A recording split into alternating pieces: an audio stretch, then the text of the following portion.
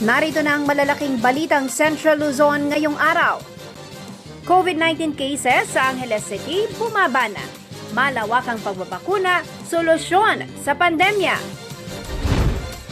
Mayor Christy Angeles bukas sa lahat ng presidential aspirants na nais bumisita sa Tarlac City. Pagpapalawak ng kapangyarihan ng mga LGU dahilan para mas maging mabusisi sa pagboto ayon sa eksperto. At pangangalaga sa mga watershed at kagubatan makatutulong sa climate change mitigation ayon sa DENR.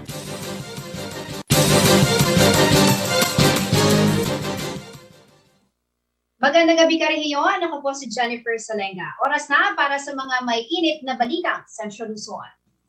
Sa kasalukuyan ay wala pang ine-endorsong presidential ball si Tarlac City Mayor Christy Angeles. Ayon po sa kanya, bukas ang syudad upang pakinggan ang mga ilalatag na plataforma ng mga naghahangad ng pinakamataas na posisyon sa bansa. Ang detalye ng balita niya niyahatid sa atin ni Rachel Fowler.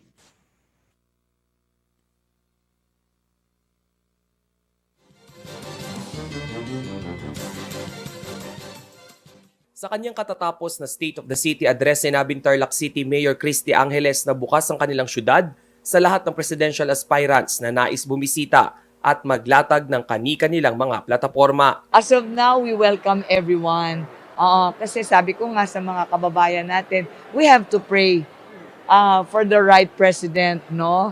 Kung sino man yung napupusuan natin, ipagdasal natin na ito yung talagang kaloob ng Panginoon na mamuno sa ating bansa. Anya, marapat lang na masiyasat nilang mga Tarlakenyo ang mga programa ng bawat presidential ball. Ito'y para na rin umano sa kapakanan ng lahat, lalo na't patuloy ang krisis na dala ng pandemya. Tamang liderato sa gobyerno ang dapat umanong masuportahan ng mga Tarlakenyo. Siyempre, pakikinggan muna lahat, iwa-weigh natin, susuriin, pag-aaralan natin. And siyempre, nandyan din yung partido, pag-aaralan din namin kung anong isasabihin nila sa amin. Si Angeles ay kilalang influential political icon ng probinsya ng Tarlac matapos maluklok bilang kauna-unahang babaeng alkalde ng Tarlac City noong 2016. Siya rin ang nagbangon sa syudad sa bingit ng pagkabangkarote noong datnan niya ang posisyon na may higit 100 milyong pisong utang. Kaya naman sa kanyang pagsubok sa kanyang ikatlo at huling termino bilang city mayor, unopposed o wala siyang kalaban. Pangarap ko rin na sana by the end of my third year, ma-accomplish ko yung lagi ko sinasabi, basura, trapiko, at saka yung palengke. And of course, nandyan yung mga pangkabuhayan ng ating mga kababaihan, yung women, they will always be in my heart. And yung mga flagship infrastructure project natin, mapatapos sana natin. Gusto ko pag bumaba ako, walang Tarlakenyo magsasabi na napabayaan sila. Ang Tarlac City ang isa sa mga itinuturing na vote-rich area ng lalawigan. Higit 200,000 ang registered voters ng syudad. Rainiel Pawid, CLTV News.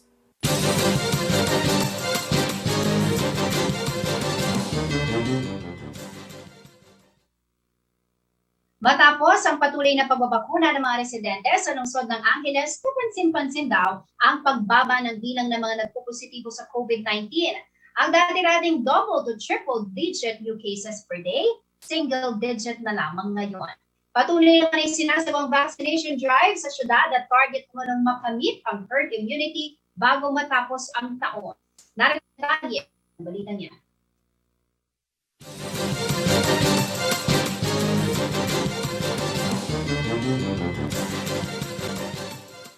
Hindi na raw punuan ang mga ospital sa Angeles City dahil sa tuloy-tuloy na pagbaba ng kaso ng COVID-19 sa lungsod. Sa loob ng 2 linggo, kada araw ang average ng naitatalang kaso sa syudad.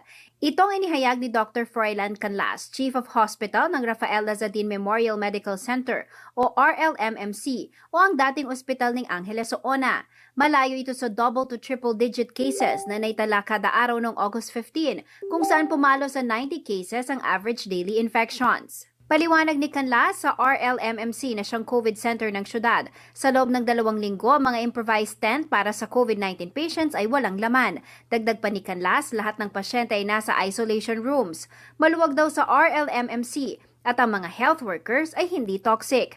Ang pagbaba ng kaso ng COVID-19 sa Angeles City ay dahil daw sa malawakang vaccination drive ng city government. Malaking tulong daw ang pagbabakuna at ginawang pagmomobilize ng LGU para sa malawakang pagbabakuna sa buong syudad.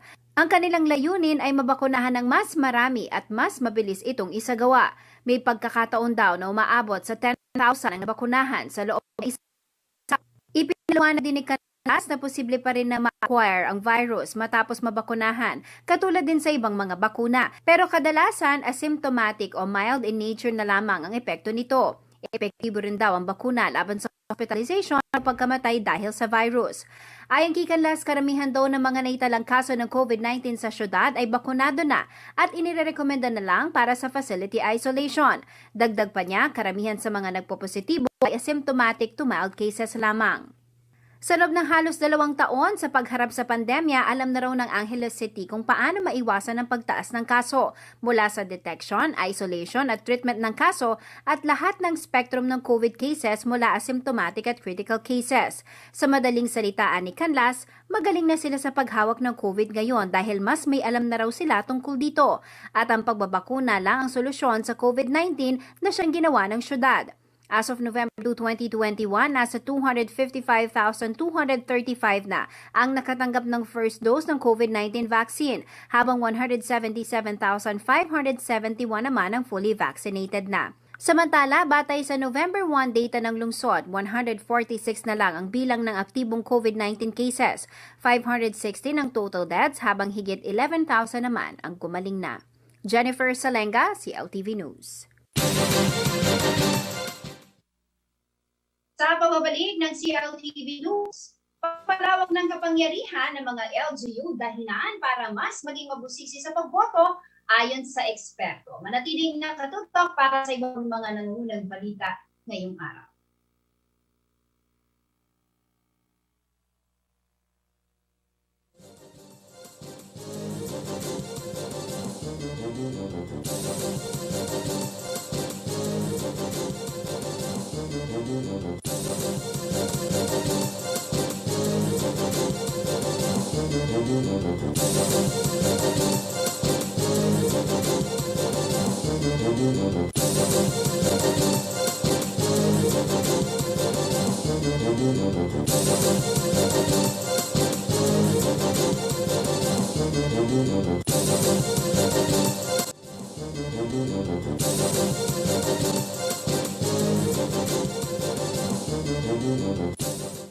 Nagbabalik ang CLTV News at sa iba pa mga nangungunang balita, higit kailanman dapat daw mas maging mabusisi sa pagpili ng kandidatong ihaharap mula national positions sa darating na halalan sa isang research fellow sa Ateneo School of Government. May malaking adjustment umano kasi na mangyayari pagdating sa paghawak ng pondo at ang kapangyarihan ng mga lokal na pamahalaan dahil ipatutupad na sa susunod na taon ang full devolution plan na resulta ng Supreme Court ruling on the Mandanas Garcia petitions. Narito ang report.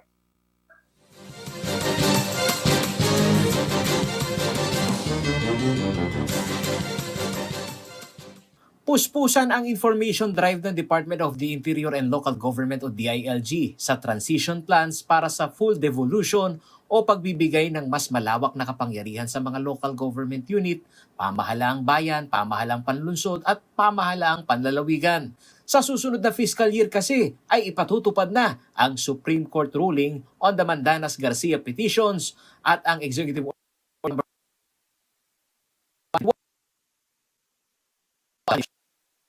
Theory ng Supreme ruling sa Mandanas Garcia petitions ang batayan ng compute ng local government shares utos sa government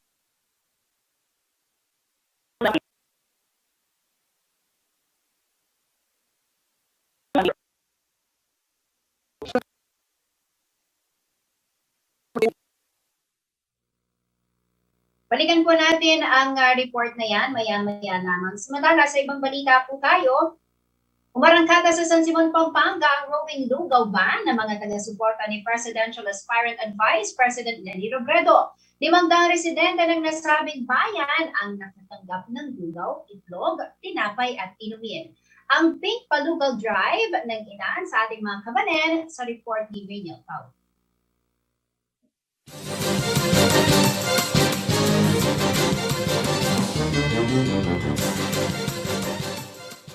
Minsan nang naging pulutan sa iba't ibang kwentuhan kung essential bang maituturing ang lugaw. Naging puntirya rin ito ng issue na ipinukol kay Vice President Leni Robredo nung siya'y tumakbo noong 2016 elections. Pero ang lugaw na sinisino-sino ng ilan naging laman tiyan ng 500 residente ng San Simon, Pampanga. Sila ang mga nabigyan ng libreng lugaw, tinapay at itlog ng mga volunteer ni Presidential Aspirant Vice President Leni Robredo. Malaking tulong umano ang mga naipamahaging lugaw upang maitawid ang kani-kanilang almusal. Malaking tulong po sa amin ito. Ay, maraming salamat lang po. Yun lang po masasabi ko. Pasalamat po sa mga nakatulong sa amin po. Ang naturang proyekto ay bahagi ng Pink Advocacy kung saan hangad nilang magpakain ng lugaw sa mga mahihirap na lugar sa buong bansa. Itong Lugaw Leni feeding project, yung gagawin namin ay nag-identify kami ng 5 lugar dito sa San Simon na sa tingin namin ay medyo vulnerable. Sila yung mga mas nangangailangan ng tulong. So sila yung aming tinarget. Lahat umano ng naipamahaging lugaw, tinapay at inumin ay mula sa donasyon ng iba pang kapangpangang Robredo supporter. Galing na po tayo doon sa 12 doon sa San Pedro. Ngayon po kasalukuyan nandito tayo sa Katmon area ng San Juan. Pagkatapos po natin dito ay didiretso tayo doon sa area ng Manabac, sa San Isidro naman. Meron din pong parang slum area doon na bibigyan natin. Tapos po, didiretso tayo doon sa San Simon Villas, sa may San Pablo Propio naman. At ang huli po nating ruta ay sa Little Tondo, sa Santa Monica. Ang Team Leni Kiko Pampanga supporters ay muling makikibahagi sa isasagawang Pink Wednesday sa November 3. Dito'y mas maraming kapangpangan ang mababahagian ng lugaw at iba pang pagkain. Rainiel Pawid, CLTV News. Manatiling nakatutok at magbabalik ang CLTV.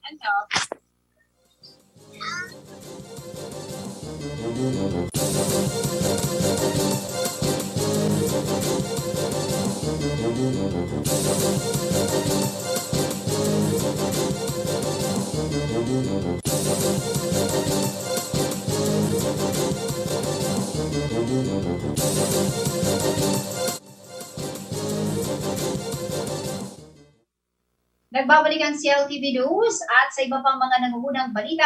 Sa loob po ng 3 dekada sa larangan ng politika sa bayan ng San Simon, Pampanga, susubok ngayon na makupo bilang alkalde ang 70 taong gulang na si Councilor at Acting Vice Mayor Keko Almario. Ayon kay Almario, nais niya magsulong ng isang gobyernong nakasentro sa tao at magdadala ng tunay na pagbabago. Sa isang interview sa Sunstar Pampanga, sinabi ni Almario na hindi niya nagustuhan ang bangayanin na suspended Mayor J.B. Punsalan at acting Mayor Leonora Ubong sa gitna ng krisis na dulot ng pandemya. Ano nga pag-gagawin ni Almario ang pangako magdadala ng pagbabago sa isang bayan na malipinan at araw ang sitwasyong pang-politika?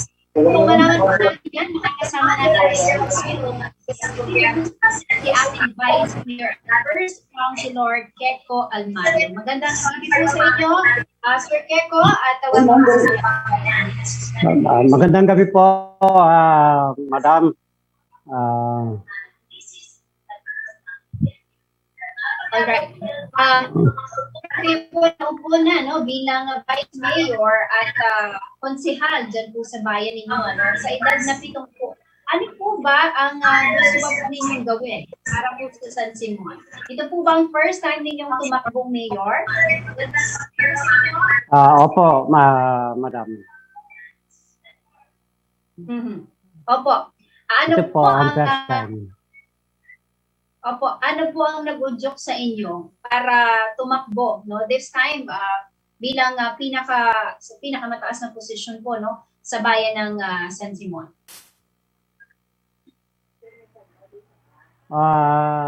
Una po, yung mga taong nagudyok po sa akin. At pangalawa po, pangarap ko rin po na makapagserbisyo ng tapat at tunay sa mga mamayan ng bayan ng San Simon. Opo. Sir Keko, balikan lamang po natin no, yung mga karanasan ninyo sa mundo ng politika sa bayan po ng San Simon. Paano po kayo nagsimula? Anong posisyon po ang una pong tinakbo ninyo or nauna po kayong nagserbisyo dyan po sa bayan ninyo sa San Simon? Una po, naging barangay captain po ako ng barangay namin for 10 years. So, after po ng 10 years na umabol po ako ng konsyal at kinuha po ako ng konsyal ni former Mayor Manuel Bondoc, kinuha po akong konsyal at ako po ay nanalo. Naging first konsyal po ako. So, and then, susunod pong election, kinuha na si former Mayor Manuel Bondoc din po at ako rin po ay nanalo ng Vice Mayor. So, for 3 years lang po yun, one term. And then, susunod na election po, kumuha ko ni former Mayor Bondoc, kumuha po ng ibang Vice Mayor. Napunta naman po ako kay Madam Mayora Leonora Wong po. At hanggang sa tapusin ko po yung term ko, naging 3-termer po ako sa pagka-Vice Mayor. So pagkatapos po ng 3-termer na Vice Mayor, dahil yun nga po, gusto ko yung pagbabago sa aming bayan, parang sa nakikita ko po, hindi sapat o hindi masyadong nabibigyan ng tunay na pagkalinga yung mamayan ng San Simon dahil sa mga nagkakasakit. So, nagkausap po kami ni Mayor JP na magkaisa. Ayun na nga po, siya pinagbigyan ko dahil may pera po siya. Kaya siya po ang tinaas ko po ng kamay at siya po ang dinala ko sa election na nakaraan. So nanalo po siya. At ngayon po, medyo kulang pa po yung inahanap ko na sa mga nanunungkulan ng pinakamataas dito sa aming bayan. Kaya napilitan akong para maibigay mo yung tunay na pagsiservisyo at malinis at tapat na panunungkulan dito sa yun po, nangarap po ako at yung bago po ako nagdesisyon, tumawag po ako ng kapulungan kahit na konti po yung mga tao. Sinabi ko sa kanila na kung papayag sila, susubukan ko pong umabol sa pagka-mayor. Pero sige po, sige. Apo, sige po, madam. Kumusta po ang relasyon po ninyo ngayon kay Mayor JP at kay Acting Mayor Wong kasi po nabanggit ninyo sa inyo pong career bilang politician dyan po sa bayan ng San Simon, may mga pagkakataon na naging kaalyado niyo po sila. Like si Mayor JP, kaalyado niyo po siya nitong nakaraan eleksyon, siya po ang sinuportahan po ninyo. Kumusta naman po ang relationship niyo sa kanila? Actually po, nakasama ko ng 9 years si Mayor Wong at si Mayor JP dito sa pag-upo niya ng mayor. Wala po kaming naging problema. Okay. Okay lang po yung pakikisama ko at pakikisama nila sa akin. Yun po. Opo. Sir Keko, kayo po ay nagsimula sa barangay level at nanungkulan din po kayo bilang konsehal at bilang vice mayor sa bayan po ninyo. Ito po ilang taon na karanasan po ninyo sa politika dyan sa bayan po ninyo. I'm sure alam niyo na po yung mga alam niyo po ang sitwasyon at problema na kinaharap po ng bayan ng San Simon. Ano po sa tingin niyo ang pinakamalaking issue na kailangan pong solusyonan ng mga nanunungkulan kung kayo nga po ay papalarin dito po sa darating na eleksyon? Ano po ang issue ng San Simon na kinaharap po ng inyong mga kababayan ngayon? Yun nga po, una po, napilitan po akong umabol dahil sa nakita ko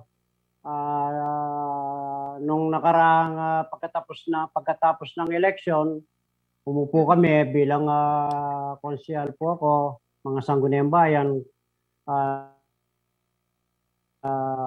Nako na parang walang unity yung mga nanunungkulan na umupo nung nakaraang eleksyon. Wala pong pagkakaisa, nag-aaway-away. So parang hindi ko po nagustuhan yon at kami po ang modelo bilang nanunungkulan dito sa bayan ng San Simon. Tapos makikita po kami nag-ahaway-haway dun sa konseho, dun sa munisipyo na nagtiwala po yung mga tao sa amin, pinagkaloob po yung tiwala nila at suporta. Tapos makikita po nilang nag-aaway kami sa munisipyo. Para pong hindi po tama yon. Dapat po sana pagsama-samahan namin yung ikabubuti ng bayan at yung taong mamayan na kailangan pong bigyan ng pansin, lalo na po panahon ng pandemic. Tapos parang napapabayaan po yung mga mamamayan. Kasi po nakikita ko halos araw-araw yung tinutulungan ko po sa ospital. Kamukha po ngayong araw na ito, 5 yung pasyenteng tinulungan ko. Around 6 o'clock po ng umaga kanina, nandun na ako sa Mount Carmel Hospital na pina-admit ko yung ma-opera ng luslus. So tapos meron pa pong natudieco, meron pa pong lumabas sa JBL sa mga tinulungan ko po ngayon. So para pong yun nga po, kulang po yung sa mga tao. Kaya po yun, sabi ko, sana po palarin ako at gagawin ko naman po yung talagang kinakailangan sa mga taong mamamayan. Una po, pangarap ko po yung kalusugan ng mga mamamayan na kailangan yan. Marami po ang... Opo. Alright. Sir Keko, marami po sa mga susunod na panahon, iimbitahan po namin muli kayo sa mga programa po natin dito sa CLTV dahil I'm sure, especially sa mga kababayan po ninyo sa San Simon, nais po nilang marinig yung mga malinaw na plano po ninyo, yung inyo pong plataforma para po sa mga kababayan ninyo dyan sa San Simon. Anyway, maraming salamat po sa inyong panahon at good luck po sa inyo. Sa inyo pong kandidatura para sa May 2020 elections. Maraming salamat po. Maraming salamat din po sa mga viewers ng CLTV 36 at ako po ay binigyan ng oras na makapagsalita sa inyong estasyon. Maraming salamat po. You're welcome, sir. Mag-iingat po kayo. God bless you. God bless you po. Acting Vice Mayor at First Councilor Keko Almario. Siya po ay tumatakbo bilang mayor ng bayan ng San Simon para po sa May 2022 elections. Manatili po kayo nakatutok at magbabalik pa CLTV News.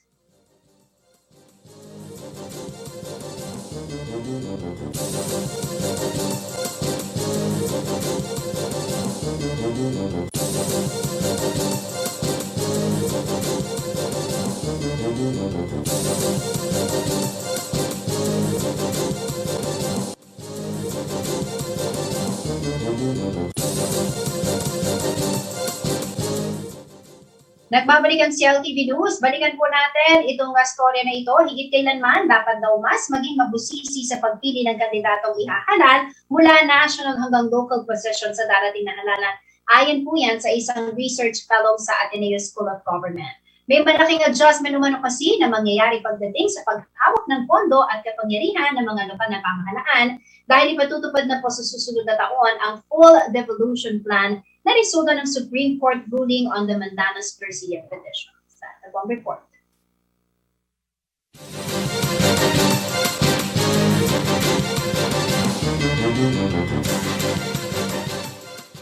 Puspusan ang information drive ng Department of the Interior and Local Government o DILG sa transition plans para sa full devolution o pagbibigay ng mas malawak na kapangyarihan sa mga local government unit, pamahalaang bayan, pamahalaang panlunsod at pamahalaang panlalawigan.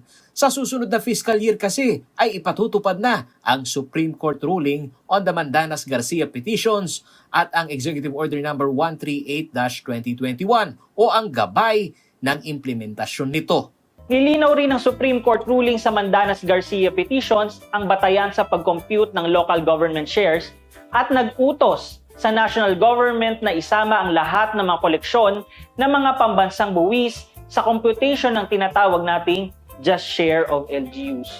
Ang devolution process o pagbibigay ng tungkulin sa mga LGU ay kinakailangang maging pulido. Ayon yan kay Ateneo School of Government Senior Research Fellow Attorney Michael Yusinko.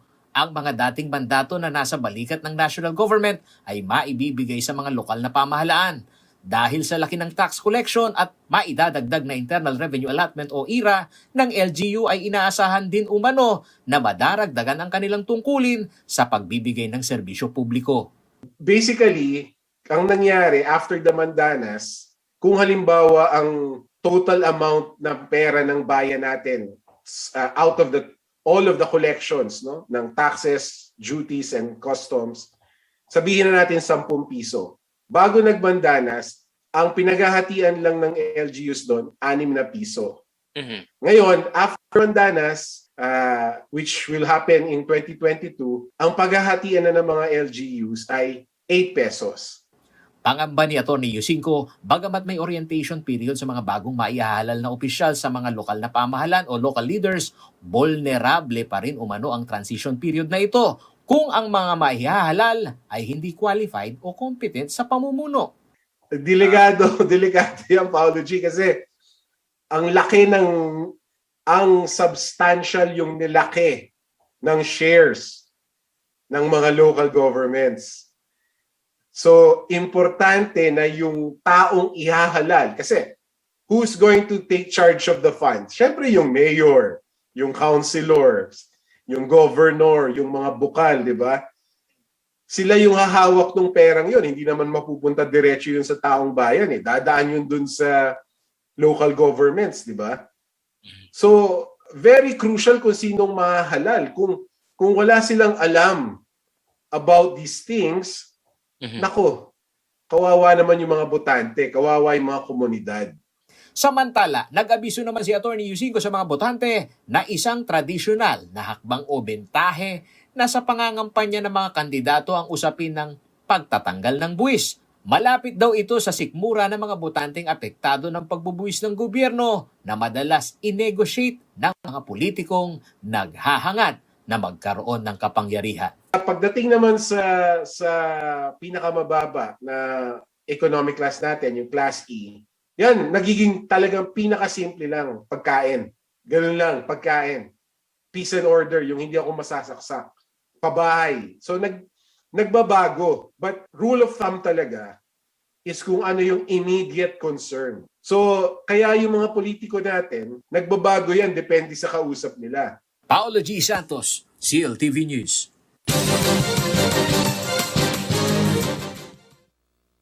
Hindi naprobahan ng Commission on Elections of COMELEC ng San Simon, Pampanga ang pagpaparehistro ng higit 80 katao na nagtatrabaho sa isang factory sa nasabing bayan. Kabilang sa mga naging dahilan ng disapproval ay ang issue ng legitimacy ng kanilang address, pagiging awol sa kumpanya at ang hindi pagdalo sa hearing ng Election Registration Board. May detalye ng balitang yan si Paulo G. Santos.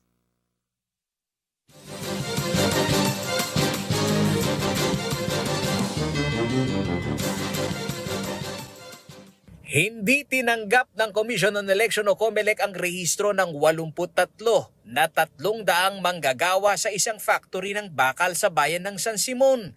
Ito ang kinumpirma ni Jonel Sunga, Election Officer 3 sa nasabing bayan. Nagkaroon nga po ng posisyon ng mga 317 na voters applicant. At mostly po dito ay mga nagtatrabaho sa real steel company. Kabilang daw sa mga dahilan bukod sa hindi nakadalo sa hearing ay ang hindi napatunayan ang legitimacy ng kanilang address. Isa ito sa pangunahing requirements ng nais makapagrehistro para makaboto. Naging pong problema dun, ayun nga pong mga requirements nila ay mostly po kasi dun sa mga nagpa-register na disapproved ay mga transferees from other municipalities. At nagkaroon po ng mga issue dun na hindi po required sa proper registration. Batay sa alituntunin ng COMELEC, maaring makapagrehistro sa isang munisipalidad o syudad ang isang individual kung higit 6 na buwan na siyang naninirahan dito. Basta po ang isang rehistrado ay umabot ng 6 months to 1 year na pagtira sa lugar na yon, sa lugar na kanyang gustong pagbotohan, maaari na po ito magparehistro. Sa minutes of the meeting ng Election Registration Board o ERB ng COMELEC San Simon na may petsang October 22, 2021, ang mga kwestiyon na empleyado ay nakapagrehistro simula July 1 hanggang September 30, 2021. Ground sa disapproval na nai-record ay ang mga sumusunod. Kabiguang maka-attend ng hearing, hindi na konektado ang mga nakapagrehistro sa nasabing kumpanya, at ang kabiguan na makapagbigay ng patunay na residente sa Barangay San Isidro. Umabot sa higit 43,000 ang bilang ng mga registered voters sa San Simon, Pampanga sa pagsasara ng registration nitong October 30, 2021. Higit 5,000 dito ay pawang mga new registrants. Paglilinaw naman ni Attorney Elmo Duque, ang Assistant Regional Director ng COMELEC Region 3, ang mga empleyado na nakatira sa hotel ay hindi maituturing na residents, habang ang mga nakatira sa barracks na pasok sa compound ng isang kumpanya gaya ng factory ay maituturing umano itong residence. Hotel, for instance, cannot be a residence. Alright. Alright? So, kung naka-stay ka sa hotel, kahit na 3 months ka doon, hindi mo pwedeng gawing residence yun. Pero kapag barracks, tinitirahan mo Pero na. yung barracks, the project may last for a year or more, then that is your residence, so siya nakatira yun. Paulo G. Santos, CLTV News. Inilunsad ng Department of Environment and Natural Resources o DNR Region 3 ang Save Our Watershed Advocacy upang ikampanya ang pangangalaga sa mga watershed. Ayon sa kagawaran, hindi lamang tubig at enerhiya ang maaaring ibigay ng mga watershed, kundi makatutulong din ang mga ito para mapigilan ang lumalalang problema ng climate change. Ang report.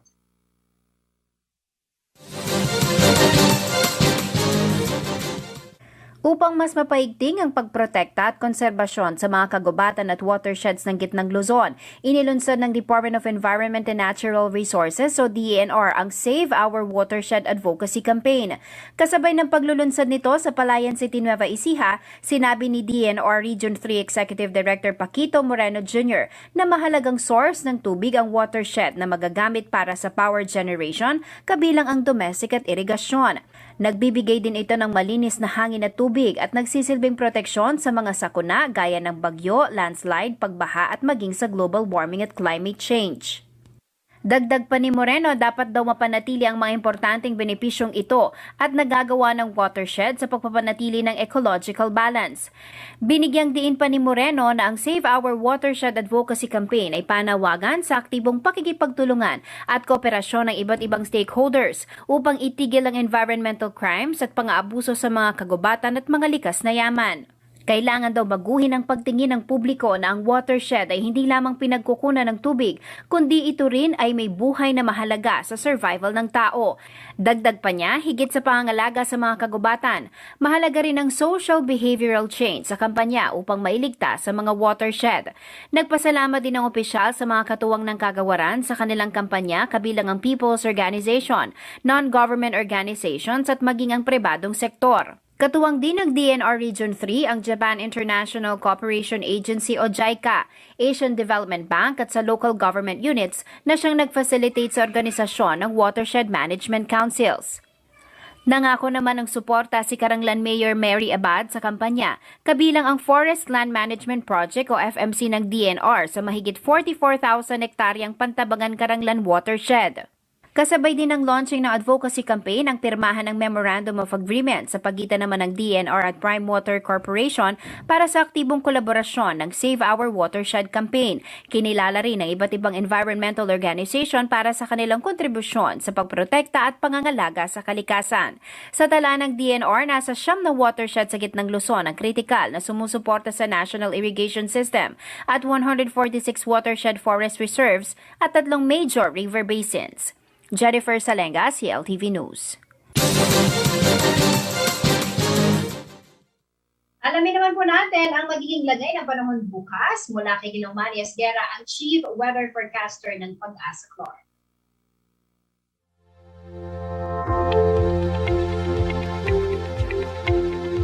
Magandang gabi po. Narito po ang magiging taya ng panahon sa susunod na 24 oras. Shear line o tail end ng cold frontal system ang nakakaapekto po sa may parte ng Visayas at northern section ng Mindanao. Samantalang sa Luzon po ay northeast monsoon o hanging amihan na po ang nakakaapekto. Kaya naman po ang Caraga, northern Mindanao, central at eastern Visayas, kasama na po ang probinsya ng Davao del Norte, Davao Oriental at Davao de Oro, ay dyan po yung maulap ang papawirin na may inaasahan po mga kalat-kalat na mga pagulan, dulot po nitong shear line. At meron na rin po itong kasama mga thunderstorm. Samantala po ang Western Visayas at nalitirang bahagi ng Mindanao ay bahagyang magiging maulap. Na kung minsan ay magiging maulap, mayroon silang isolated rain showers na inaasahan po. Dulot naman po ito ng shear line at localized thunderstorm.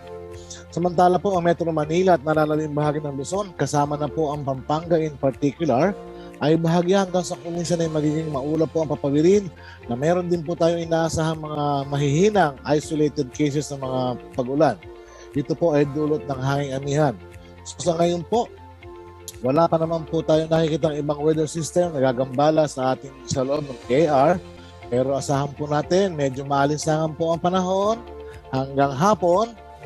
Sa bandang gabi po at hanggang madaling araw ay mararamdaman po natin yung simoy ng hanging amihan. Pinag-iingat pa rin po ang lahat. Magandang gabi po.